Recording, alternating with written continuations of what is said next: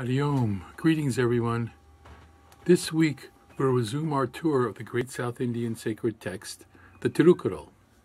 This week's topic is Get to Know Dharma, the force that holds it all together. Dharma is translated as virtue, a body of teachings, duty, selflessness, happiness, merit, faith, wisdom, charity, justice, good works, and law. The importance of Dharma is that it doesn't only hold the key to a fulfilling life, but it's the foundation on which the entire spiritual life rests. And although it seems perfectly reasonable to do so, it's best not to limit Dharma to simply meaning morals or guidelines for behavior. Dharma is that, but it is much more. Morals, guidelines, wisdom, teachings, and virtue, these are the vessels through which Dharma manifests. Dharma is a force like electricity, like wind or atomic power. Dharma flows like a mighty river, like rapids or a waterfall. It can fall like gentle rain or come crashing down like a tsunami. Dharma is the way of the universe. It is evolution, the wisdom and the force that binds everything together. It is both the challenge and the way to live a life of harmony with the deeper wisdom and flow of life.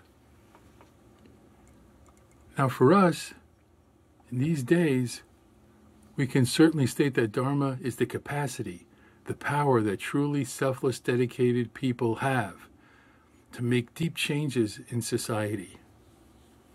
Dharma, when cultivated, flows outward from the individual to others. And in doing so, it influences others to aspire to a more selfless, empathetic place. It awakens compassion and loving kindness. A really wonderful, simple definition of Dharma that really says it all comes from Master Shivananda, who's the guru of my guru. Dharma is that which brings harmony and unity.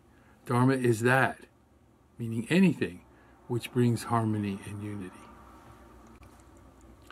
Turning to the Tirukkrual, Tiruvalluvar gives us a simple yet powerful way to cultivate Dharma. We'll look at 3 of his sayings. As you hear each saying, keep in mind that Dharma is not a list of guidelines or a body of teachings. It is a powerful force for personal growth and for helping to birth change in the world. Let's listen to the first saying. Dharma yields both prosperity and liberation. What is there that is more fruitful for a human being? And I'll read it again. Dharma yields both prosperity and liberation. What is there that is more fruitful for a human being? What we're seeing here is that Dharma is the foundation for a good life and for enlightenment. We have everything to gain and nothing to lose when we learn and apply Dharma to our daily lives. In the next saying, Tiruvalluvar gets to the heart of the practice of Dharma. Purity of mind is Dharma.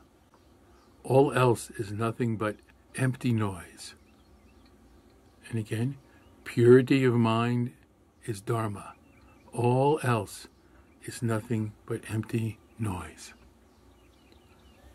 Purity of mind is a mindset that's fully attuned to the intention of doing good and causing no harm.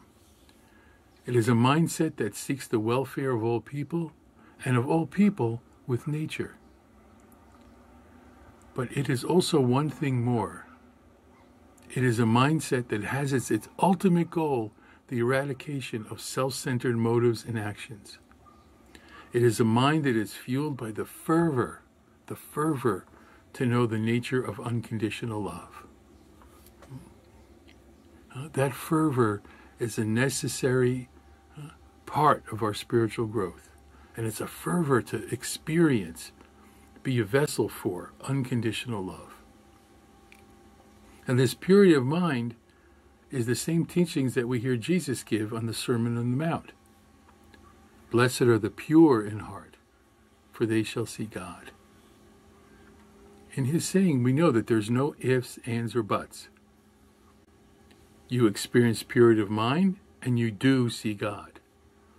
In yoga, we see the same essential teachings as samveganam, the fervor to attain the goal of spiritual enlightenment. So that saying needs to be said again. Purity of mind is Dharma. All else is nothing but empty noise. Next we have another saying from Tirukkrual. Do good and avoid anything that is without virtue. This is the entirety of Dharma. Again, do good and avoid anything that is without virtue. This is the entirety of Dharma. Here we see that our every act should be performed as an offering for the benefits of others. Even our times of personal recreation and rest, when done with the thought of providing the rest we need in order to serve, becomes a selfless act, an act of our love for others. This mindset of service raises us upwards toward the divine. It's a wide gateway through which grace flows in abundance. We can see that Dharma is truth and wisdom. It's a highway that leads to justice, peace, love, and compassion. Dharma means to live in accordance with the subtle inner movements of life as it unfolds. And remember, when we think about what we can do for others, remember, we are all links in an infinite chain. And the chain is only as strong as its weakest link. When we follow the ways of Dharma, we strengthen that link that is us. And the entire chain benefits.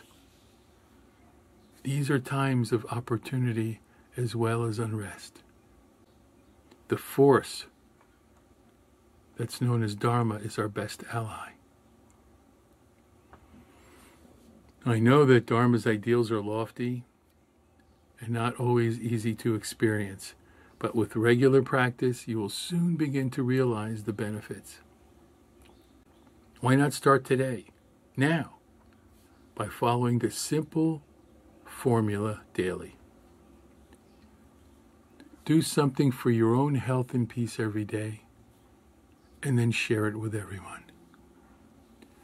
Om Shanti, Shanti, Shanti. Om Peace, Peace, Peace. May the entire universe be filled with peace and joy, love and light.